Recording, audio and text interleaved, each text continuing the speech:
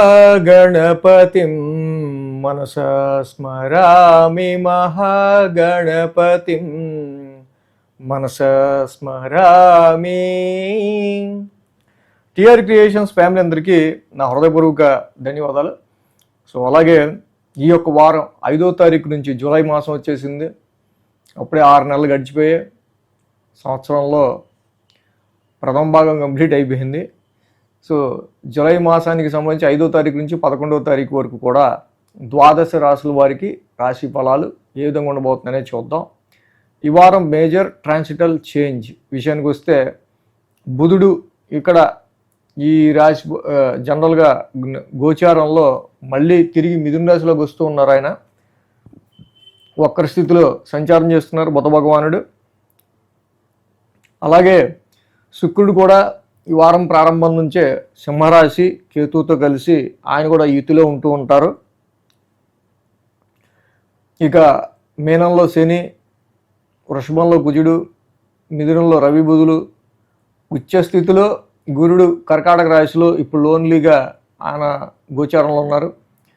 శుక్రకేతువులు సింహరాశిలో, కుంభంలో రాహు.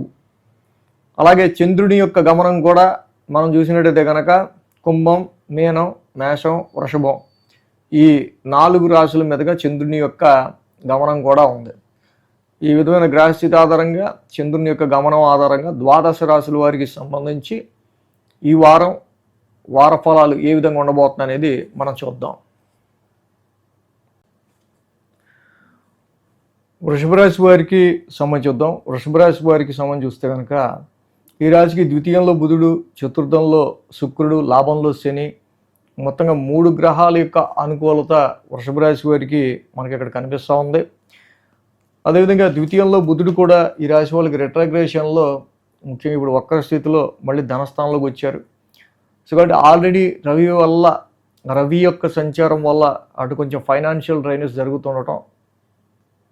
సో ఏదైతే ఈ యొక్క జూన్ 15వ తారీఖు నుంచి కూడా కొంచెం ఆర్థిక పరంగా ఫైనాన్షియల్గా కానీ కుటుంబ పరంగా కానీ తర్వాత చిన్నపాటి సమస్యలు, ఆర్థిక పరంగా ఫైనాన్షియల్ డ్రైనేజ్ లాంటి సమస్యలకి బుధుడు మళ్ళీ తిరిగి తన సొంత ఇంట్లోకి మిథున రాశిలోకి రెట్రోగ్రేషన్లో అడుగు పెట్టడం, రీవాల్యుయేషన్ ఆఫ్ మనీ, ఆర్థిక పరిస్థితులకి సంబంధించి క్యాలిక్యులేషన్ మళ్ళీ ఒకసారి చేసుకొని మీరు అవుతున్న ఖర్చులకి తగ్గట్టుగా ఫైనాన్షియల్ స్టెబిలైజేషన్ చేసుకోవడానికి సంబంధించి ఇక్కడ ఆలోచనలు చేసే ఆస్కారాలు ఈ వారం మనకి ఎక్కువగా కనిపిస్తూ ఉన్నాయి. అర్ధాష్టమంలో శుక్రుడి యొక్క సంచారం ముఖ్యంగా రాశికి రాశ్యాధిపతి శుక్ర భగవానుడు సింహరాశిలో ఉన్నారు. యాక్చువల్గా సింహరాశి అనేది ఆయన శత్రుక్షేత్రం, అక్కడ కేతువుతో కలిసి ఉన్నారు.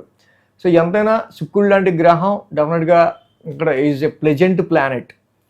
So 4th house inner peace, మానసిక ప్రశాంతతకి సంబంధించి శుక్రుడు లాంటి గ్రహం కేతు ఎప్పుడైతే ఉంటున్నారో చాలా లాంగ్ రన్గా ఆఫ్టర్ 1 ఇయర్ శుక్రుడు కూడా చతుర్థ స్థానంలోకి రావటం.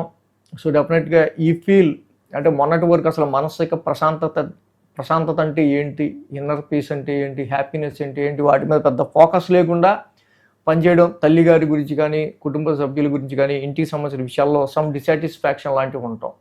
అంటే శుక్రుడి యొక్క సంచారం దీన్ని ఫిల్ఫిల్ చేసే ఆస్కారాలు మనకు ఎక్కువగా కనిపిస్తున్నాయి. ఇలాంటి పరిస్థితుల నుంచి కొంచెం ప్లెజెంట్నెస్ని ఆయన అందించే ఆస్కారాలు కూడా రాశ్యాధిపతిగా మీరు ఎక్కువ సుఖాన్ని, కొంచెం హ్యాపీనెస్ని, కొంచెం మానసిక ప్రశాంతతని ఎక్కువగా ఈ సమయంలో కోరుకునే ఆస్కారాలు మనకు కనిపిస్తూ ఉన్నాయి. అలాగే లాభస్థానంలో శని యొక్క సంచారం నడుస్తూ ఉంది.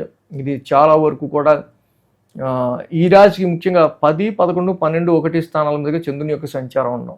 అంటే ఆదివారం, సోమ, మంగళ, బుధ, శని 5 రోజులు చంద్రబలం కూడా అనుకూలంగా ఉంది. వారం ప్రారంభమే దశమ స్థానం నుంచి చంద్రుని యొక్క సంచారం ఉండడం, 10th హౌస్లో చంద్రుడు యోగిస్తాడు, అక్కడే రాహు కూడా ఉన్నారు. రాహు కూడా చాలా వరకు కూడా ఉద్యోగ పరిస్థితులకు సంబంధించిన విషయాల్లో అనుకూలతలను మీరు క్రియేట్ చేయడానికి చాలా ఆయన హెల్ప్ అవుతారు. సోమ, మంగళ, బుధవారాల్లో కూడా లాభస్థానంలో చంద్రుని యొక్క సంచారం. సో ఉద్యోగంలో కొంచెం గుర్తింపు తెచ్చుకోవడానికి, ఒక లెవెల్ అప్ అవ్వటానికి, అలాగే హైయర్ ఎడ్యుకేషన్ కావచ్చు, ఫారెన్ ట్రావెల్స్ కావచ్చు, ఫాదర్ త్రూ బెనిఫిట్, నాన్నగారి నుంచి కొంచెం ప్రయోజనం పొందే ఆస్కారాల్లో కావచ్చు, ఇలాంటి వాటి విషయాలు మీ మెంటర్స్ ఎవరైతే ఉంటారో వాళ్ళ నుంచి, మీ గురువుల నుంచి కొంతవరకు మీరు లాభపడే ఆస్కారాలు చాలా వరకు కూడా ఈ రాశి వాళ్ళకి ఎక్కువ కనిపిస్తున్నాయి. వృషభ రాశి వారికి మెయిన్గా అదేవిధంగా ఈ రాశ్యాధిపతి గురుడు మెయిన్గా తృతీయ స్థానంలో ఉండటం వల్ల కొంచెం హెక్టిక్ షార్ట్ జర్నీస్, కొన్నిసార్లు మీ రిలేటివ్స్కో, సిబ్లింగ్స్కో, నైబర్స్కో, తెలిసిన వాళ్ళకో కొంత ప్రాబ్లమ్స్ అనేవి కూడా క్రియేట్ అయ్యే ఆస్కారాలు ఇక్కడ కనిపిస్తూ ఉన్నాయి. గురు శుక్రవారాల్లో చూస్తే వ్యయ స్థానంలో చంద్రుని యొక్క సంచారం, ముఖ్యంగా ఈ రాశి వాళ్ళకి సంబంధించి గురు శుక్రవారాలు కొంచెం మెంటల్ టెన్స్ లాంటివి ఉండటం, పవర్ స్ట్రగుల్ ఎక్కువ ఉండటం. సో ఫోర్స్ఫుల్గా అంటే మీ ఇమీడియట్ హెడ్ కావచ్చు, టీమ్ లీడర్స్ కావచ్చు, కొంచెం మొండోళ్ళు ఎవరైతే ఉంటారో లైఫ్ పార్ట్నర్ అయినా కావచ్చు, సో వాళ్ళ యొక్క డామినేటింగ్ నేచర్కి మీరు కొంచెం సఫర్ అయ్యే ఆస్కారాలు ఎక్కువగా కనిపిస్తూ ఉన్నాయి. అదంగా వారాంతానికి కొంచెం షార్ట్ టెంపర్ లాంటి సిచ్యువేషన్స్, కొంచెం అంటే కుజుడు ఎక్కడో లేడు, మీరు రాశిలో ఉన్నాడు కాబట్టి ఇక్కడ కుజుడి ఎనర్జీ అంతా మీ రాశి మీద ఎక్కువ ప్రభావితం చూపించడం వల్ల కొంతవరకు అక్కడ మీరు కొన్నిసార్లు కొన్ని టైమింగ్స్లో మాత్రం కొంచెం ఇంపల్సివ్ ఉండే ఆస్కారాలు కూడా మనకి ఎక్కువ కనిపిస్తూ ఉంది. దీనిలో పాజిటివ్ చెప్పుకోవాలంటే వ్యాపారానికి సంబంధించి కావచ్చు, బిజినెస్కి సంబంధించి, ఉద్యోగానికి సంబంధించి సో ఆఫర్స్ అనేవి మీ యొక్క హెల్ప్ కోసమో, సో మీ గురించే ఇతరులు మిమ్మల్ని అప్రోచ్ అవ్వడం అనేది ఎక్కువగా ఈ విషయాల్లో కనిపిస్తూ ఉంది.